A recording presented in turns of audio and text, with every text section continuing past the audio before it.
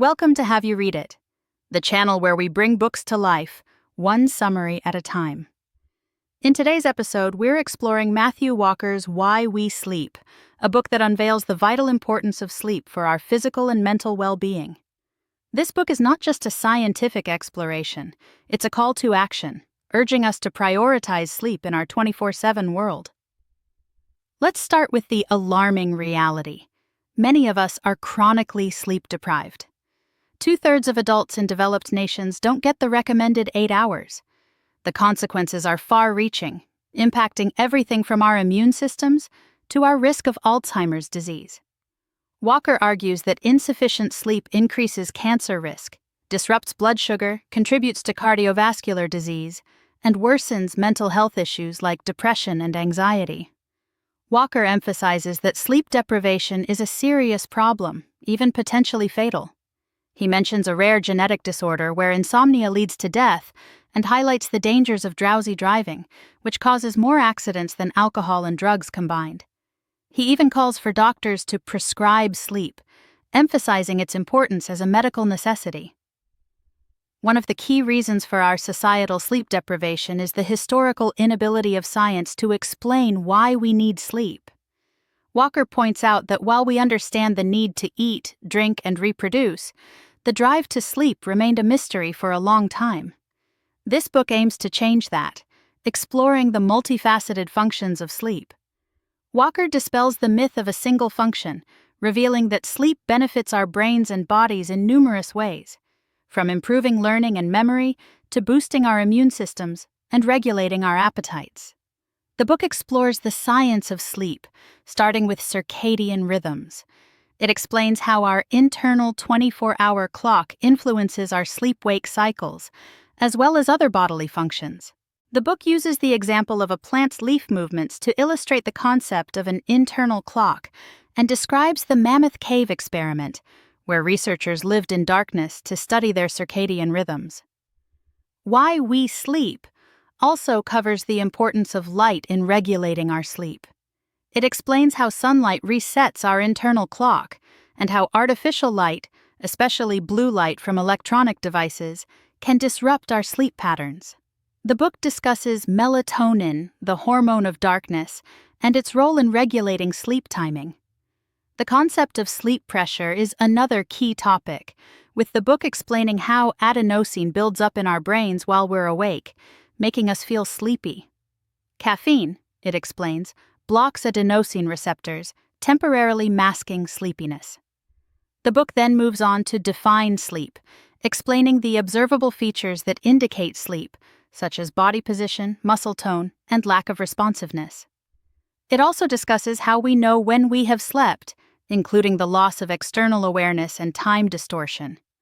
Walker explains the two main types of sleep, NREM and RM. He emphasizes that REM sleep is closely linked to dreaming. The book describes the sleep cycle, the 90-minute oscillations between NREM and REM sleep, and how the ratio of these two sleep types changes throughout the night. It explains how the brain generates these different sleep stages through distinct brainwave patterns. The book then explores sleep across the animal kingdom. It discusses the surprising fact that every animal species studied so far sleeps. The book highlights the diversity of sleep across species, with variations in sleep duration, sleep stages, and even the way animals sleep. Why We Sleep also examines how sleep changes throughout our lives, from the womb to old age. It emphasizes the importance of REM sleep for brain development in the womb and early childhood. The book discusses how sleep patterns change during adolescence, with a shift in circadian rhythm and the importance of deep sleep for brain maturation. It also addresses the challenges of sleep in midlife and old age, including the decline of deep sleep and the increased risk of sleep disorders. The book then shifts to explore the benefits of sleep for the brain. It emphasizes the critical role of sleep in memory, both before and after learning. The book describes how sleep helps consolidate memories, transferring them from short-term to long-term storage, and how sleep deprivation impairs this process. Walker doesn't just present the benefits of sleep, he dedicates a significant portion of the book to exploring the detrimental effects of sleep deprivation. He explains how sleep loss impacts our attention, making us more prone to errors and accidents. The book cites research showing that even moderate sleep deprivation can impair cognitive performance to the same degree as alcohol intoxication.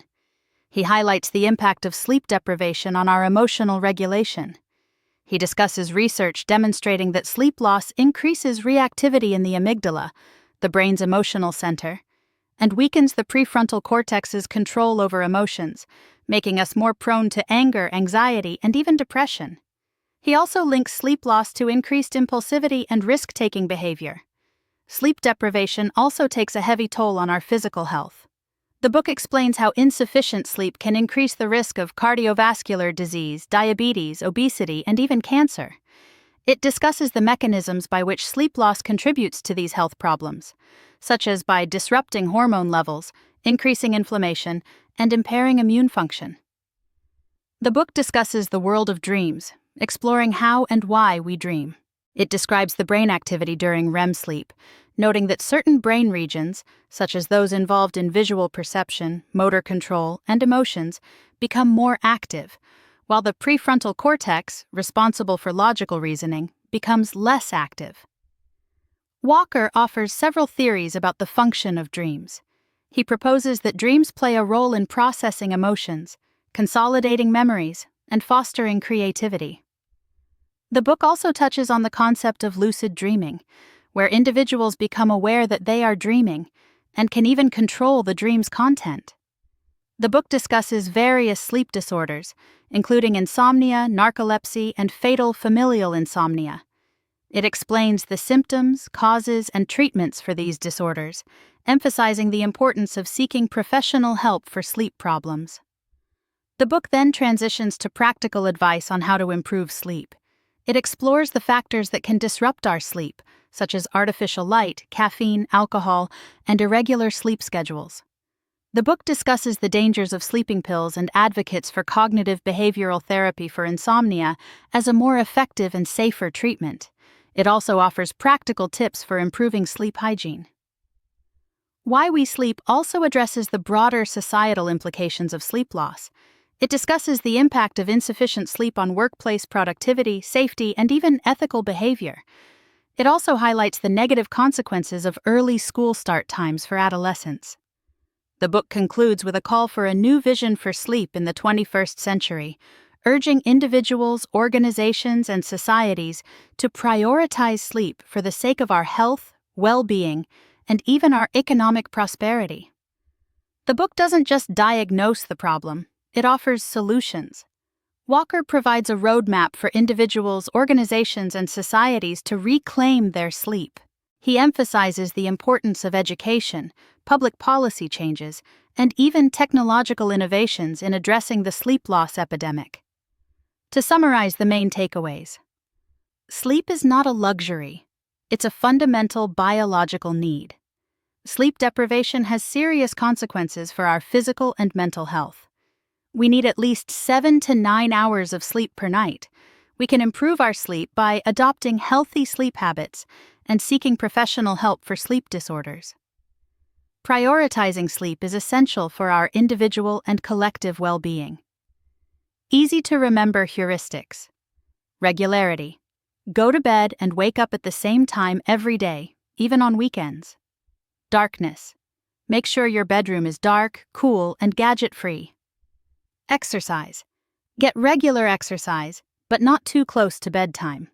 No caffeine, alcohol. Avoid caffeine and alcohol before bed.